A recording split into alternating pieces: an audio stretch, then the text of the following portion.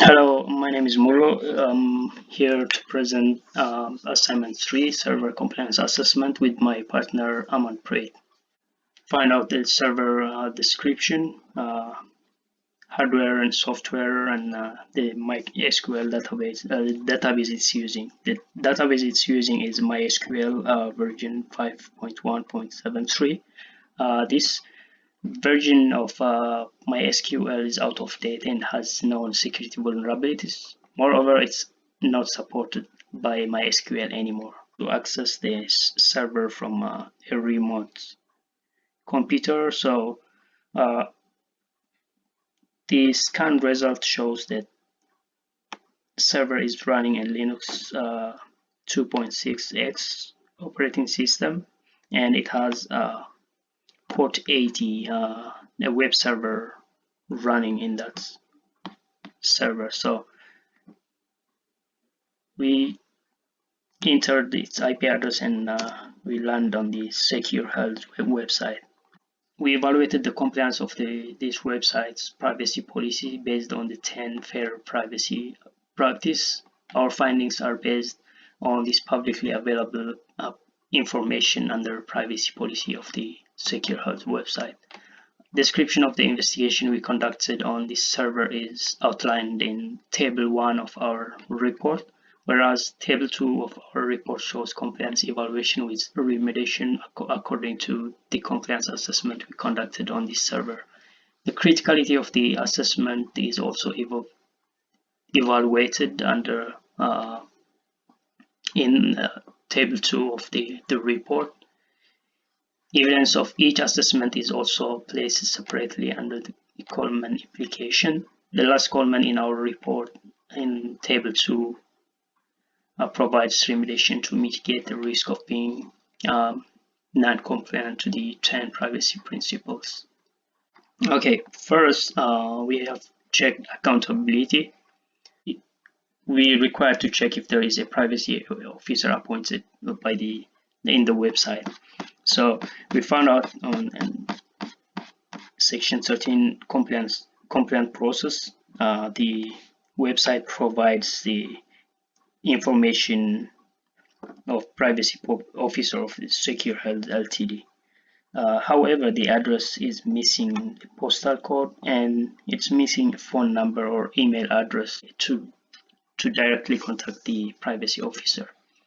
In identifying purpose, we check if the website does tell customers why the business needs their personal information, and does the business ensure that the purposes are limited to what a reasonable person would consider appropriate under the circumstance. So our findings indicate in like section 4 and 5, and the website does provide the reason why the personal information is being collected under section 5, and how it says how we use personal information. In addition, the information is also being collected online, such as cookies and beacon IP address. It also provides additional information on for what purpose what online privacy practice they collect under section 12 of the privacy policy. The next one was consent. In terms of consent, under section 6, it states the exemption where they don't require consent is only if it states we make disclose personal information without your knowledge or consent if a law, regulation, search warrant, subpoena, or court order legally authorizes us or requires us to do so. We may also disclose personal information to protect the rights, property, or personal safety of Secure Health, its customers, employees, or other members of the public. These are the only reasons they collect. They don't require consent. However, they for other reasons they they require consent for personal information they collect. So that's met. Limit use disclosure and retention. In this principle, we checked if the website does inform customers that their personal information must only be kept as long as required to serve those purposes. And does the business know what personal information it has, where is it, and what should it do with the information? Under section 6, 7, and 8, they have provided the reasons of they have provided the reasons of when and to whom the information will be disclosed and how long the information is held in their database. However, they haven't provided a clear understanding of for how long the information is being kept in their database. They stated the information is kept as long as it serves the purpose and is useful for the marketing purpose. In addition, they didn't provide on where they store the personal information, and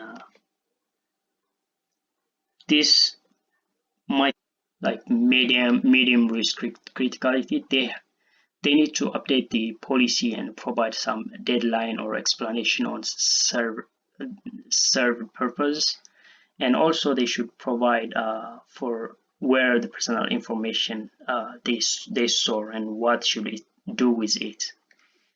The next principles my partner Amanpreet will continue. Thank you very much. Thank you, Mulu. Next, I will be covering accuracy, safeguards, openness, individual access, and challenging compliance principles. The accuracy principle states the collected information must be accurate, complete, and up-to-date for it to serve the required purpose. Here, under Section 9, accuracy of the website, they have stated to ensure that the personal information and personal health information you provided is accurate, complete, and up-to-date as needed for a data analysis. We will purchase additional information and join it with your information. However, they have no information how they are collecting the updated information or how they are finding that the collected information is up to date. And neither they have provided instructions for the clients to how to inform them that the information needs to be updated. Next, we have Principle 7, Safeguards. This principle states that the personal information must be protected by appropriate security relative to the sensitivity of the information. Here, under the Section 10 of the website, Security Measures, they have mentioned that they have least privilege access rule applied to eliminate unauthorized access to the client's information. However, in my opinion, they have very critical information of their clients, for instance, their name, age, address, credit card, demographic information, their purchase history, information related to their physical and mental health, as stated in Section 1. And here in Section 1, they have mentioned all the kind of information they are collecting from the clients, and not just that, they're also collecting online information as mentioned in Section 12, that they are collecting their cookies, web beacons, and web beacon information, and also their IP address, their browser type, the address of referring sites, and your path through the sites. So since they're collecting such sensitive information, the information related to the physical and mental health of the clients, they should have a proper and stronger policies against protecting this sensitive collection of information. And the next we have principle number 8, openness.